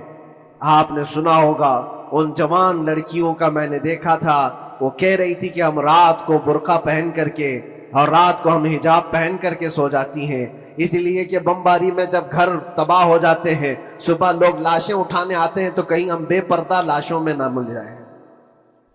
سلام ان بہنوں کو. آج وہ عورتیں سبق لیں ان سے جن کو اللہ نے ہر طرح کی نعمتیں دی ہے. تمہارے گھر میں جائیداد بے پناہ ہے، مال و دولت بے پناہ ہے، کپڑے روز بدلنے کے لیے تمہارے پاس ہیں، سب رکھ کر کے تم عورتوں کو آج ہم بازاروں میں جو بے پردہ دیکھتے ہیں, یہ شادی محلات میں ہر جگہ جو عورتوں کی بے حیائی اور بے پردگی دیکھ کر پھر میں سوچتا ہوں سلام ان بہنوں کو جو موت کی رات بھی حجاب ہٹانا نہیں چاہتی, اس لیے کہ دنیا سے جائیں تو اللہ کی بارگاہ میں حجاب کے ساتھ جائیں. یہ ایمان ہو تو پھر اللہ تبارک و تعالیٰ کی مدد بھی آتی ہے, نصرت الہی آتی ہے. مجھے بتاؤ میرے عزیزوں, 50,000 کا خون کر دینے والا وہ ظالم اور غاصب اسرائیل, وہ اپنے 200 قیدیوں کو چھڑا کیوں نہیں سکا؟ وہ حاصل کیوں نہیں کر سکا 200 لوگوں کو, بلکہ ان میں سے 5 لوگوں کو کیوں نہیں حاصل کر سکا؟ 50,000 کو قتل کر ڈالا, اور وہ بھی سیویلینز کو, شہریوں کو جن سے تمہارا مقابلہ ہے, ان کی موت کی تو کوئی خبر ہی نہیں آتی. جو تم سے برسر پیکار ہیں, جو لڑ رہے ہیں, ان کے موت کی خبر نہیں آتی. بچوں کی موت, عورتوں کی موت, ہاسپٹل میں موت, یہ سارا جو ناچ دیکھا گیا ہے 15 مہینے سے ہم دیکھتے آئے. لیکن افسوس اس بات کا ہے میرے عزیزوں, اللہ کا عذاب ان ظالم بادشاہوں پر بھی آئے گا جو ان کی موتوں پر دیکھ کر تماشے کر رہے ہیں. وہ اپنی عیاشیوں میں مصروف ہیں, وہ اپنے عیش قدوں میں شراب نوشی اور کباب خوری پر مصروف ہیں, اور ان بچوں کی تڑپتی ہوئی لاشوں پر وہ اپنی کرسیاں سجائے بیٹھے. وہ عرب کے ظالم بادشاہ کہاں ہیں جن کے گھروں میں سونے کے ٹوائلٹ بنائے گئے ہوں, جو سونے کی کرسی پر بیٹھ کر کے حکومت اور تخت بچھاتے ہوں؟ میرے عزیزوں, ان کی بھی پکڑ آنے والی ہے, آپ انتظار کرو, کیونکہ اللہ تعالیٰ قرآن میں فرماتا ہے وَسَيَعْلَمُ الَّذِينَ ظَلَمُوا أَيَّ مُنْقَلَبٍ يَنْقَلِبُونَ, ان قریب ظلم کرنے والے یہ پہچان لیں گے کہ اللہ ان کو کس پلٹی میں گرائے گا, وہ کس پلٹی میں, کس کھائی میں جا کر کے گریں گے. اندازہ کرو, ظالم صرف وہی نہیں ہے جو بمباری کرتا ہے اور قتل عام کرتا ہے, ظالم وہ بھی ہے جو تماشائی بن کر کے لوگوں کا سپورٹ کرتا ہے, ان لوگوں کو سراہتا ہے جو ظلم کر رہے ہیں. افسوس کا مقام ہے, وہ چیختے رہ گئے, چلاتے رہ گئے, اور پھر اخیر میں وہ بچوں نے پکار کر کے یہ بھی کہا ہمیں کسی جگہ سے مدد کی امید نہیں ہے, نہ ہمارے پڑوسی ملک سے, نہ کسی بہت بڑے مسلم بادشاہ سے. ہمیں امید ہے فتح کی اور مدد کی تو پروردگار عالم سے. اور یقیناً مومنوں کے لیے اللہ نے یہی فرمایا وَعَلَى اللَّهِ فَلْيَتَوَكَّلِ الْمُؤْمِنُونَ, اور مومنوں کو چاہیے کہ صرف اللہ ہی پر بھروسہ کریں. میں نے دیکھا ہے میرے عزیزوں, یہ دنیا صرف اور صرف لالی پاپ پکڑا سکتی ہے تمہیں, ان کے ہاں مدد کی کوئی گنجائش نہیں ہے. یہ ہمارے ساتھ کھیلتے ہیں, ان کے دلوں کے اندر سے رحم غائب ہے. یہ بچوں کی تڑپتی ہوئی لاشوں کو دیکھ کر کوئی آواز تک نہیں اٹھاتا, جو آواز اٹھانے والا اس کو کیس کر کے بند کر ڈالیں گے. جو بھی اگر مظلوموں کے لیے آواز اٹھائے, ان کا پرچم لہرائے, تو کتنے تو یہاں پر FIR ہو گئے, بند کر دیے گئے. کیوں؟ مظلوموں کے لیے آواز اٹھانا کیا یہ ہمارا رائٹ نہیں ہے, ہمارا حق نہیں ہے؟ تم ظالموں کے لیے علل اعلان بات کر سکتے ہو, ہم مظلوموں کی بات بھی نہیں کر سکتے. کیسی بات ہے میرے عزیزو, ہم جس دنیا میں جی رہے, اسی لیے میں آپ سے کہتا ہوں اٹھو وہ گھر نہ حشر نہ ہوگا پھر کبھی, دوڑو کہ زمانہ چھال اپنی چل گیا. قوت عشق سے ہر پست کو بالا کر دو, دہر میں نام محمد سے اجالا کر دو. تمہارے پاس طاقت و قوت نام کی کوئی چیز ہے تو وہ ایمانی طاقت ہے, باقی کوئی چیز, کوئی طاقت و قوت تمہاری مدد نہیں کرے گی. وہ قوت ایمانی ہے جو بدر میں صحابہ کے ساتھ تھی, وہ قوت ایمانی ہے جو احد میں بھی صحابہ کے ساتھ تھی. وہ ایمانی طاقت و قوت کا جوش ہی ہے جو 4,000 ہوتے تو 40,000 پہ بھاری ہوا کرتے تھے. وہ ایمانی طاقت و قوت ہی ہے جس پہ اللہ کی مدد اور نصرت آتی ہے. آج مومنو, آپ سب سے زیادہ اللہ پر توکل کرو, اللہ پر بھروسہ کرو. میں نے دیکھا ہے میرے اپنے معاملات میں 8 مہینے تک میں اسٹرگل کرتا رہا, پل پل دیکھتا رہا, اور ایسی زمین پر مجھے لٹایا جاتا جہاں فرشی بھی نہیں ہے, پتھروں کی زمین پر لیٹ لیٹ کر کے ہماری کمر ٹوٹنے پر آتی. اس وقت لوگ یہ کہتے فلاں کی طرف سے مدد آ جائے گی, فلاں کی طرف سے مدد آ جائے گی, ہم نے یہ لائن بھی لگا دی ہے, یہ سورس بھی لگا دیا ہے, ہر طرف دیکھتا رہا. اخیر میں پھر یقین ہوا مدد کہیں سے نہیں, میرے پروردگار سے ہی آئے گی. اللہ ہی مدد کرتا ہے مومنوں کی. بس یہ ہے کہ صبر ضروری ہے اور تھوڑی مصیبت اٹھانا ضروری ہے, اس لیے کہ مزاج ہے اسلام کا, اسلام زندہ ہوتا ہے ہر کربلا کے بعد. अपनी कुर्बानियां दो और कुर्बानियां जाया नहीं होती, रंग लाएंगी, हमारी शहादतें रंग लाएंगी, उन बच्चों की शहादतें रायगा नहीं जाएंगी जो 40,000 के करीब शहीद हो चुके हैं, वो रंग लाएगी। फतह बैतुल मुकद्दस के लिए इनकी कुर्बानियां, इनकी शहादतें एक अजीम बाब बन करके निकलेंगी, एक अजीम दरवाजा बन करके निकलेंगी। आप इंतजार करना, वो दिन करीब आ रहा है जिसके मुतालिक मेरे मुस्तफा ने बशारतें दी हैं। एक वक्त वो आएगा जब इमाम मेहदी का ज़हूर होगा और सिर्फ परचम इस्लाम लहराएगा। वो दिन आएगा, ये कुर्बानियां जाया नहीं जाएंगी मेरे अजीजों। और अल्लाह करीम ने कुरान में फरमाया, आप लोग डरते होंगे मौलाना फिर से ये सारी चीजें बोल रहे हैं, उनको बुरा लगेगा, इनको बुरा लगेगा, बहुतों को बुरा लगेगा, ये मेरी बात नहीं, कुरान कहता है वलौ करिहल काफिरून वलौ करिहल मुशरिकून। अल्लाह कुरान में फरमाता है युरीदून लियुत्फिऊ नूरल्लाहि बिअफ़वाहिहिम, लोग तो चाहते हैं अल्लाह के चिराग को अपने मुंह के फूंकों से बुझा दे, अल्लाह के चिराग को अपने मुंह के फूंकों से बुझा दे। अल्लाह का चिराग इस्लाम है, अल्लाह का चिराग ये कुरान है, अल्लाह का चिराग रसूल पाक की जात है। और जालिम ये चाहते हैं अपने मुंह के फूंकों से इस चिराग को बुझा दे। और कुरान कहते हैं वल्लाहु मुतिम्मु नूरिही, अल्लाह ताला अपने नूर को, अपने चिराग को मुकम्मल करके रहेगा और पूरी दुनिया में गालिब आकर रहेगा। आखिर में ये जुमला अल्लाह ने फरमाया, अगरचे काफिरों ये बात नापसंद करते हो, अगरचे मुशरिक ये बात नापसंद करते हो, मैं नहीं कह रहा, अल्लाह कह रहा है, ये बात तो बुरी लगेगी ही। ऐसा क्यों बोलते हैं? इसलिए कि ये होने वाला है जो कुरान ने कहा। याद रखो, जमीन ऊपर जा सकती है, आसमान नीचे आ सकता है, लेकिन मेरे रब का फरमान कभी टल नहीं सकता। जो कुरान ने कहा है वो होकर रहेगा और उसी पर ईमान हम सब मोमिनों की शान है, हम सब मोमिनों की शान है। बस आपके लिए जिम्मेदारी ये है, आओ उन बुराइयों की वादियों से जिसमें पड़े हुए हो, नौजवानों से मैं गुजारिश करता हूं, तुम्हारी नमाजों का हिसाब कर लो, तुम्हारे अपने अमाल का हिसाब कर लो।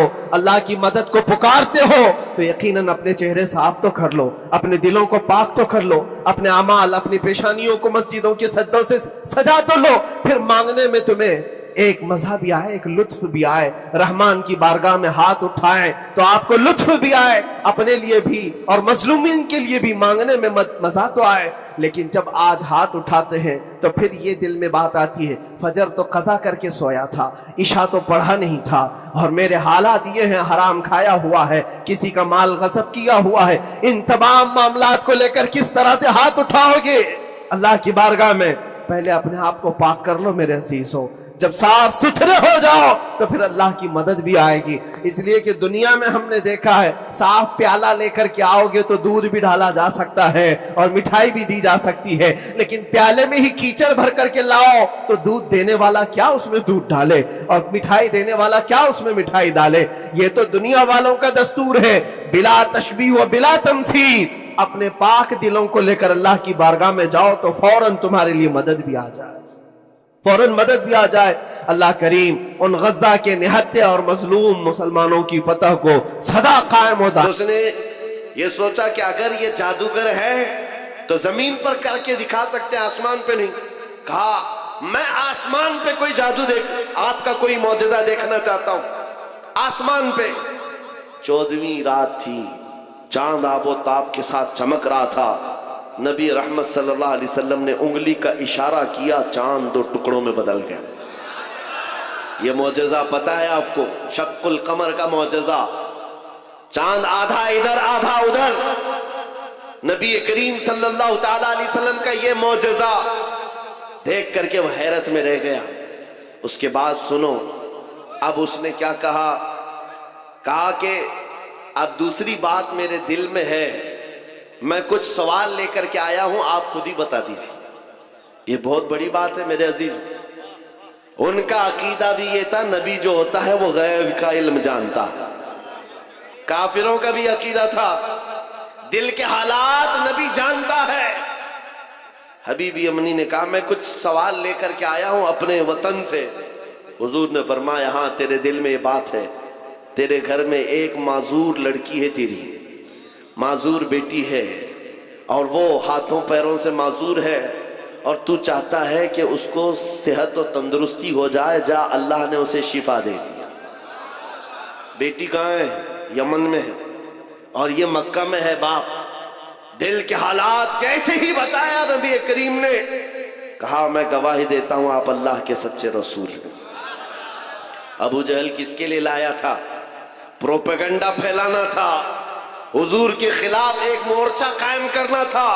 جس کو پکڑ کر کے لایا تھا وہی مصطفیٰ کے قدموں میں سر دینے کو تیار۔ عزیزان گرامی وقار، یہ تو مثال کے طور پر میں عرض کر رہا ہوں، یہ تاریخ اس طرح کے واقعات سے بھری ہوئی ہے۔ ایک عمیر بن وہب شخص تھے، توجہ چاہتا ہوں، یہ عمیر بن وہب کون ہے؟ جنگ بدر میں ان کا بیٹا رسول اللہ کے صحابہ کے ہاتھ میں قید ہو گیا۔ عمیر بن وہب، پہلے ان کو شیطان قریش کہا جاتا تھا، قریش کا شیطان، کیونکہ سارے مکہ والوں کو بھڑکانے میں بہت بڑا کردار تھا عمیر بن وہب کا۔ لیکن جب بیٹا گرفتار ہو کر کے گیا حضور کے پاس، روزانہ دل میں یہ خیال آتا تھا کیسے اپنے بیٹے کو آزاد کروں۔ جنگ بدر میں 70 قیدی گرفتار تھے، تو ہوا یہ کہ خانہ کعبہ کے اطراف جو دیوار ہے اس کو حتیم کہتے ہیں۔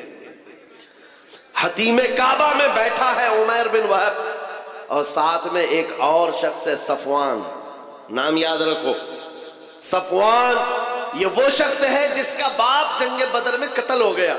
دونوں کا مسئلہ سیم ہے، ایک کا باپ مارا گیا ہے اور ایک کا بیٹا قتل ہو گیا ہے۔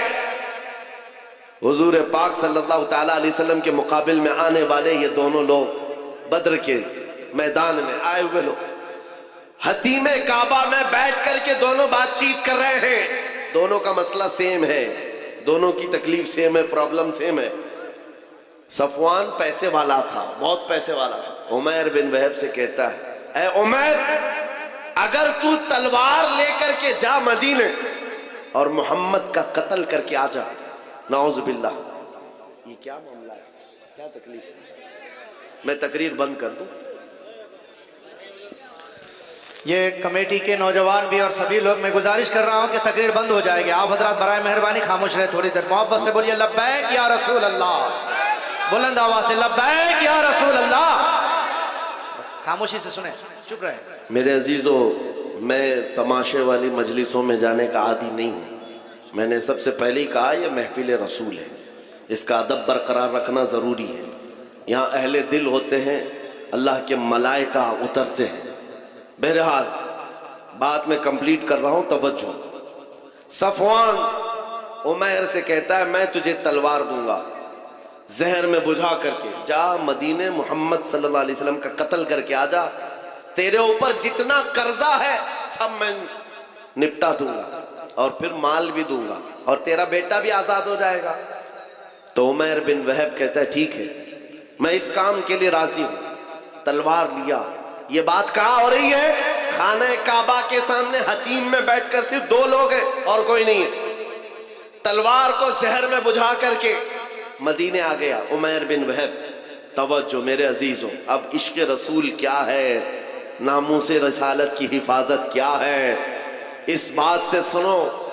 جب عمیر بن وہب مدینے پہنچتا ہے مسجد نبوی کے باہر، لیکن سامنا کس سے ہو جاتا ہے؟ حضرت عمر ابن خطاب سے، امیر المومنین۔ حضور پاک صلی اللہ تعالی علیہ وسلم مسجد نبوی میں ہے، حضرت عمر ابن خطاب چند صحابہ کے ساتھ باہر کھڑے ہیں۔ جیسے ہی حضرت عمر نے عمیر بن وہب کو تلوار لٹکائے ہوئے آتے دیکھا، غضبناک ہو گئے۔ سب سے پہلے اپنے ساتھیوں سے کیا کہا؟ خذوا ھذا الکلب، پکڑو اس کتے کو۔ اب لوگوں کو یہ لگتا ہے آپ بار بار تقریر میں کتا کہتے ہیں، اور کچھ لوگوں کو لگتا ہے یہ گالی آپ دیتے ہیں، سخت جملے بولتے ہیں۔ میرے عزیزو، حضور کے دشمنوں کے لیے یہ جملہ بولنا عمر ابن خطاب کی سنت ہے۔ امیر المومنین عمر ابن خطاب نے کہا خذوا ھذا الکلب، پکڑو اس کتے کو۔ جا کر کے صحابہ نے پکڑ لیا، عمیر بن وہب کو پکڑ لیا۔ حضرت عمر نے اپنا گمچھا نکالا اور اس کی گردن میں ڈال کر مروڑ دی اور پکڑ کے لائے۔ پوچھا کیوں آیا؟ کیونکہ بدر میں سامنے لڑنے کے لیے آیا تھا اور بیٹا بھی قیدی ہے۔ اس نے کہا کہ نہیں، بس میں اپنے بیٹے سے ملنے آیا ہوں، میں اپنے بیٹے سے ملنے آیا ہوں، میرا بیٹا تمہارے پاس قید ہے۔ حضرت عمر نے کہا تمہارا جواب میں بعد میں دوں گا، اپنے ساتھیوں سے کہا اس کو پکڑ کے رکھو، پہلے حضور سے اجازت لے کر آتا ہوں، اس کا کیا کرنا ہے۔ حضرت عمر حضور پاک کی بارگاہ میں آئے، کہا یا رسول اللہ، عمیر بن وہب آیا ہے، شیطان قریش جس نے بدر میں کافروں کو بھڑکا کر لایا تھا، اور مجھے اس کی نیت اچھی نہیں لگتی۔ عاشق رسول کو بہت دور سے خوشبو آ جاتی ہے اور دشمنوں کی مہک بھی آ جاتی ہے۔ یہ جو بدبو لے کر کے آیا ہو کوئی، عاشق رسول سمجھ گیا۔ عمر بن خطاب کہتے ہیں مجھے اس کی نیت اچھی نہیں لگتی۔ حضور نے فرمایا عمر اس کو اندر تو آنے دو، باہر کھڑا کر کے رکھے، اندر تو آنے دو۔ حضرت عمر نے گردن میں اسی طرح گمچا ڈال کے کھینچتے ہوئے اندر لائے۔ حضور نے فرمایا چھوڑ دو، چھوڑ دیا، وہ تلوار بھی ہاتھ میں ہے۔ حضور نے پوچھا عمیر بن وہب کیسے آنا ہوا؟ جھوٹ بولا، کہا میرا بیٹا قیدی ہے آپ کے پاس، ملنے کے لیے آیا ہوں۔ حضور نے فرمایا بیٹے سے ملنے آئے ہو تو تلوار لے کے کیوں آئے؟ بیٹے سے ملنے کے لیے تلوار کیوں؟ تو دکھانے کے لیے تلوار پھینک دیا، کہا اس تلوار سے کیا ہونا ہے؟ تلواریں ہمارے پاس بدر میں بھی تھی لیکن فتح آپ ہی کی تو تھی۔ بڑی بڑی باتیں کر رہا تھا۔ حضور پاک نے فرمایا عمیر بن وہب بتاؤ تو صحیح کیوں آنا ہوا؟ کہا کہہ تو رہا ہوں بس بیٹے سے ملنے آیا ہوں۔ حضور نے جلال میں کہا عمیر وہ بات بتاؤ جو حتیم کعبہ میں بیٹھ کر صفوان کے ساتھ کر کے آئے ہو، مکہ میں بیٹھ کر کے جو تم بات کر کے آئے وہ بات بتاؤ۔ میرے عزیزوں بچا کیا تھا؟ بچا کیا تھا؟ عمیر بن وہب کا پورا جسم کانپنے لگا، کہا اب اس کے آگے کیا بتاؤں، بس گواہی دیتا ہوں آپ اللہ کے سچے رسول ہیں۔ نعرہ تکبیر!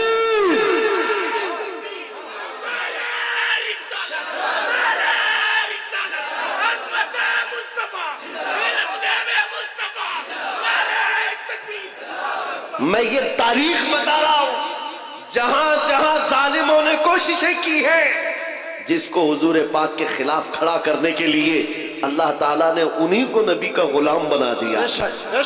اسی کو اقبال نے کہا تھا حرم کو مل گئے پاسبان صنم خانے سے۔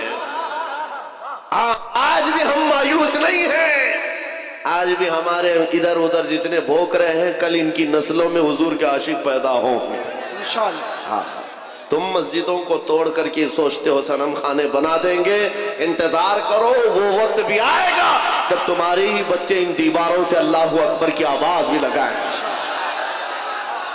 کیونکہ اللہ رب العزت کی صدا ہے یہ، اور تاریخ یہ بتاتی ہے جہاں جہاں سے توڑنے کی کوشش کیا ہے میرے رب نے وہیں سے اسلام کی مینار کو بلند کیا۔ عمیر بن وہب قتل کرنے آیا ہے، زہر میں بجھی ہوئی تلوار لے کر آیا ہے، حضور کا ایک اشارہ تھا کہ تلوار گری، جس میں کپ کپی آ گئی، اور اس کے بعد بچا کیا تھا؟ پھر زندگی بھر حضور کی غلامی میں آپ نے کاٹی ہے پوری عمر۔ حضور پاک کے عاشقوں میں شمار ہوتا ہے عمیر بن وہب کا، لیکن حضرت عمر ابن خطاب کا مسلک بھی تو دیکھو، مسجد کے باہر پکڑ کر کے لائے تھے گردن میں گمچھا ڈال کر، اور کیا کہا تھا خذو ھذا الکلب، پکڑو اس کتے کو، لیکن جیسی حضور کی محبت میں آگئے عمیر بن وہب آئے گلے لگا لیا، سینے سے سینہ لگایا، اور اس کے بعد باہر لے کر کے گئے اور صحابہ سے کہتے ہیں سنو میرے ساتھیوں، تھوڑی دیر پہلے میں خنزیر سے زیادہ بدتر اس کو سمجھتا تھا، لیکن تم گواہ ہے نا، آج میں اس کو اپنے حقیقی بیٹے سے زیادہ محبت کرتا ہوں، اس لیے کہ محبت کا پیمانہ صرف عشق رسول ہے، حضور کی محبت ہے۔ نعرہ تکبیر! نعرہ رسالت! میرے عزیزوں یہ بات سمجھ کر کے چلو، جہاں جہاں سے ظالموں نے مٹانے کی کوشش کی ہے رب تبارک و تعالیٰ نے وہاں سے اسلام کی مینار بلند کی۔ ایک بار ایسا بھی ہوا، ابھی میں نے شروع میں کہا تھا، وہ جملہ پھر سے آپ کو دہراتا ہوں۔ میرے عزیزوں مکہ میں ایک دن ایسا بھی آ گیا کہ ایک پتھر کی مورت بولنے لگ گئی، بت بولنے لگ گیا، اور بت کی پجاریوں کے وارے نہیں آ رہے۔ ہوتا ہے نا کبھی دودھ پی رہا ہے، پانی پی رہا ہے، وہ کوئی بھی کہیں سے پلا رہا ہے، کہیں سے پائپ لگا رہا ہے، لیکن یہ بھی عقیدت سے جڑی ہوئی بات ہے، لوگ اس کو بھی پتہ نہیں کیا کیا بناتے ہیں۔ ہاں بہت سارے جگہ پر ہم نے سنا ہے کہ آج بھی کئی مورت ایسے ہیں جو لڈو بھی کھاتے ہیں، پیڑے بھی کھاتے ہیں۔ مکہ میں ایسا ہوا تھا، ارے لڈو نہیں کھا رہی تھی مورتی، دودھ نہیں پی رہی تھی، سیدھے بات کر رہی تھی۔ بات کر رہی ہے، معمولی بات نہیں ہے، پتھر کی مورتی بات کر رہی ہے، اور وہ بھی حضور کے خلاف، نعوذ باللہ، حضور کے خلاف بات کر رہی ہے۔ اب پجاریوں کو اس سے بڑا کیا، سب سے بڑی دلیل تھی، جو پوجا کرنے والے تھے سب کو بلایا، آؤ آج ہمارا خدا سچا ثابت ہو گیا، سب کو جمع کیا، آؤ دیکھو محمد کی حقیقت ہمارا خدا بتا رہا ہے۔ جو بھی آتا لوگ جمع ہوتے، وہ پتھر بولنے لگتا نبی پاک صلی اللہ علیہ وسلم کی شان کے خلاف، معاذ اللہ حضور کی گستاخی کر رہی تھی، پتھر کی مورت، سب آئے۔ اب صحابہ جو تھے ایمان والے تھے، ان کے دلوں میں بھی یہ بات آئی، ایسے کبھی حالات آئے تو نروس ہونے کی ضرورت نہیں، سب ڈرے کہ کیا پتھر کی مورت بول کر کے ان کے عقیدوں کو مضبوط کر رہی ہے۔ حضور کے پاس آئے، کہا آقا ایسا ایسا معاملہ آ گیا ہے مکہ میں، آپ کی شان کے خلاف پتھر بات کر رہا ہے۔ حضور نے فرمایا چلو ہم بھی دیکھتے ہیں، چلو ہم بھی چلتے ہیں۔ حضور پاک صلی اللہ تعالیٰ علیہ وسلم اپنے صحابہ کے ساتھ آئے، ارے بڑا مجمع تھا، پتھر بول رہا ہو تو کتنے لوگوں میں ویسی نیوز پھیل جائے، اور سب دیکھنے کے لیے آ گئے، سب جمع ہو گئے، اور ان کی تو عید تھی، ہماری تو عید ہے، خدا بول رہا ہے، خدا بول رہا ہے، جس کی عبادت کرتے تھے وہ بول رہا ہے۔ اب حضور جب تشریف لائے تو بولتی بند ہو گئی، اب نہیں بول رہا تھا۔ حضور نے پوچھا کیا بول رہا تھا بتاؤ، اب وہ بیچارے ادھر سے ادھر اس کو منا رہے ہیں، بولو جو صبح سے بول رہے تھے، بولو جو صبح سے بول رہے تھے۔ حضور ہے، حضور پاک صلی اللہ علیہ وسلم سامنے ہے، لیکن وہ پتھر کی مورتی بول ہی نہیں رہی، نہیں بول رہی ہے۔ بہت دیر تک کوشش کیا، صحابہ خاموش کھڑے تھے، لیکن باقی لوگوں نے کہا ہم سب گواہی دیتے، ہم سنے ہیں یہ آپ کے خلاف بول رہی تھی۔ حضور پاک نے کہا اچھا ٹھیک ہے، بول رہی تھی یہ مورت، تو حضور نے اس کو ہاتھ لگا کر کہا بول لو جو بول رہی تھی۔ پتھر پھر بول پڑا، اشہدو ان محمد رسول اللہ، میں گواہی دیتا ہوں محمد اللہ کے رسول ہیں۔ حضور پاک نے جب یہ کہا یہی بول رہی تھی، تو سب کی بغلیں جھانکنے لگ گئے، سب چہرے اتر گئے، اور کچھ نے تو اس کو گرا بھی دیا۔ صبح سے دوپہر تک خدا تھا، اب نہیں ہے، حضور کی شان میں بولنے لگ گیا۔ پتھر کیسے بول سکتا ہے، پتھر کیسے بات کر سکتا ہے؟ میرے عزیزو یہ کیا معجزہ تھا، اب میں آپ کو بتاؤں۔ حضور اکرم صلی اللہ تعالیٰ علیہ وسلم جب وہاں سے واپس لوٹنے لگے، صحابہ کرام فرماتے ہیں ہم اسی تعجب میں تھے کہ یہ کیا ماجرا تھا۔ بیچ راستے میں حضور اکرم صلی اللہ علیہ وسلم کھڑے ہو گئے، کسی سے بات چیت کرنے لگے۔ ایک صاحب آئے ہوئے تھے جن کے تلوار میں خون کے قطرے ٹپک رہے تھے۔ حضور پاک نے پوچھا کہاں سے آ رہے ہو؟ سنو، وہ کوئی انسان نہیں، وہ جنات صحابی رسول تھے، حضور کے عاشق تھے۔ کہا یا رسول اللہ یہ پتھر کچھ نہیں بول رہا تھا، اس کے اندر گھس کر کے ایک کافر مشرک جن بول رہا تھا، جنات میں سے ایک گستاخ تھا آپ کا، وہ داخل ہو کر بات کر رہا تھا اور ان کو پاگل بنا رہا تھا۔ اور اس کا چرچا جب ہم میں مشہور ہوا، لوگوں نے، ہمارے جنات نے یہ بتایا حضور کی شان میں ایک کتا جا کر جنات میں سے بھونک رہا ہے۔ آقا مجھ سے رہا نہ گیا، میں اٹھا اور تلوار لے کر آیا، اور جس وقت میں پہنچا تو دیکھا آپ بھی مجمع میں آئے ہوئے تھے۔ آپ کے آنے سے پہلے میں نے اس کی گردن مار دی، اور جب آپ نے کہا بتا کون ہے، اس وقت میں بولا تھا اشہدو ان محمد رسول اللہ۔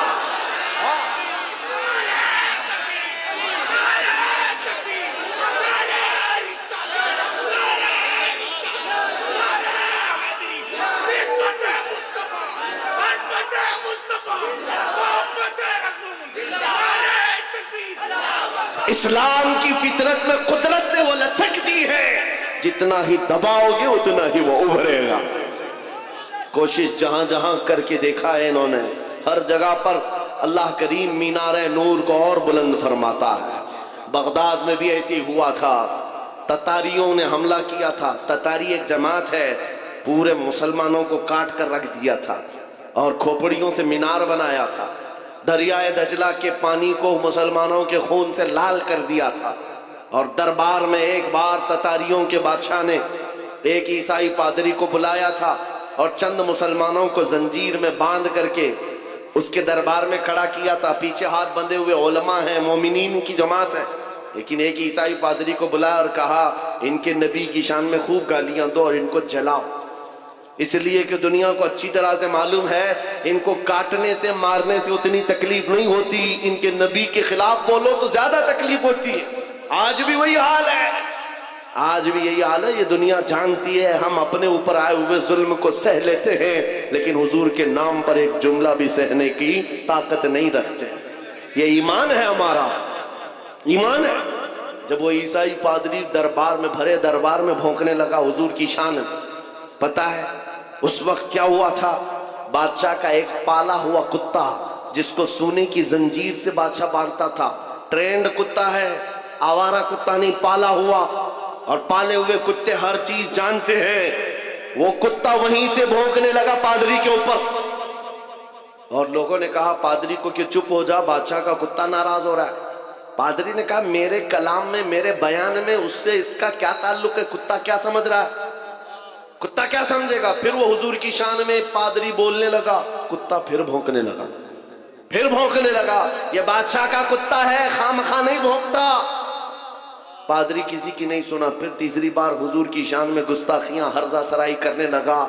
कुत्ता जंजीर तोड़कर निकल आया और भरे दरबार में आया और ऐसा हमला किया उस पादरी के ऊपर, चढ़कर दम जदन में उसको फाड़ कर दो टुकड़े कर दिए। ऐसी हैबत तारी थी सबके ऊपर, ऐसी हैबत तारी थी, कोई कुत्ते के करीब नहीं जा रहा था। बादशाह कुर्सी से खड़ा है, दरबारी सब खड़े हैं और उस वक्त जो मोमिनीन है, उलमा की जमात, जंजीरों में उनके हाथ बंधे हुए थे, वो कहने लगे मौला तेरा कैसा करम है, हाथ बंधे हुए हो मोमिनीन के। उस वक्त ये ख्याल आता है अब नबी की इज्जत को कौन बचाएगा? जब रब चाहता है कुत्तों से भी अपने नबी की इज्जत की हिफाजत करता है। और ये आम कुत्ता नहीं, इमाम इब्ने हजर अस्कलानी लिखते हैं कि इस कुत्ते की इस हरकत की वजह से सिर्फ डर नहीं बैठा था, उस दरबार में मौजूद 10,000 ततारियों ने इस्लाम कबूल कर लिया। कहां से मिटाओगे, कहां से निकालोगे? इस्लाम की फितरत में कुदरत ने वो लचक दी है, जितना ही दबाओगे उतना ही वो उभरेगा। आज के दौर के कुत्तों से भी मैं कहता हूं, आज बहुत सारे लोगों को खुजली हुई है, जगह जगह बैठकर छोटी वीडियो बनाएंगे, वायरल करेंगे, इस्लाम का विनाश कर देंगे, 20 लाख लोगों को कत्ल कर देंगे। ये बातें आती रहती हैं। ऐ मेरे अजीजों, ज्यादा ध्यान देने की जरूरत नहीं, मैं उनको सिर्फ इतना ही कहता हूं, वो पहले अपनी खुजली मिटा करके दिखाएं। इस्लाम मिटाना बहुत दूर की बात है। इस्लाम किसी छोटे पौधे का नाम नहीं है, उस अजीम दरख्त का नाम है जिसकी जड़ें तहतुस सरा में है, उसकी शाखें औजे सुरैया पर हैं।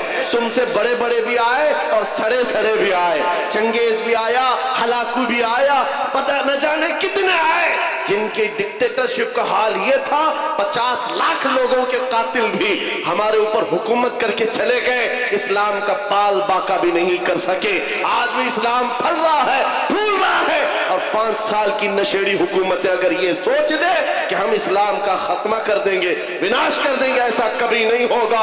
मेरा रब फरमाता है युरीदूना लियुत्बिउ नूरल्लाहि बिअफ़वाहिहिम व यअबल्लाहु इल्ला अन युतिम्मा नूरहु। लोग ये चाहते हैं अपने मुंह के फूंकों से इस्लाम का चिराग बुझा दे, अल्लाह अपने चिराग को मुकम्मल करके रहेगा। मैं ये कहता हूं, जमीन ऊपर जा सकती है, आसमान नीचे आ सकता है, मगर मेरे रब का फरमान झूठा नहीं हो सकता। अकीदा है कि नहीं तुम्हारा? हुजूर पाक सल्लल्लाहु ताला अलैहि वसल्लम के नाम पाक को अल्लाह ताला सलामत रखेगा। ये आज हमारा इम्तिहान है, हमें देखा जाएगा हम कितने हौसले वाले, हम कितने जज्बे वाले अपने नबी पाक के लिए। मेरे अजीजों, आज तो लोगों को बात करने में भी दिक्कत होने लग गई, सोचने लग गए अगर हुजूर पाक की अजमत और उनके नामूस पर बात करूं, कल को केस ना हो जाए, मुकदमे हो जाए और फिर मुझे पता नहीं क्या क्या सजाएं होंगी। اے نوجوانوں، ان سب مسائل کو کیوں سوچتے ہو؟ کیا تم نے بلال حبشی کی تاریخ نہیں پڑھی ہے؟ ان کفار نے کیا نہیں کیا تھا؟ ایک ڈرم میں، جو لوہے کا ڈرم ہوتا تھا، بلال حبشی کو دن بھر اس میں ڈال کے رکھتے تھے گرمیوں میں، اور اوپر سے ڈھکن بند کر کے، ایسے کہ کوئی سخت سے سخت آدمی بھی گل جائے گرمی سے۔ پھر شام کو نکالتے، پوچھتے بتا بلال تیرا خدا کون ہے؟ بلال حبشی کہتے میرا خدا اللہ ہے، میرا رسول محمد ہے۔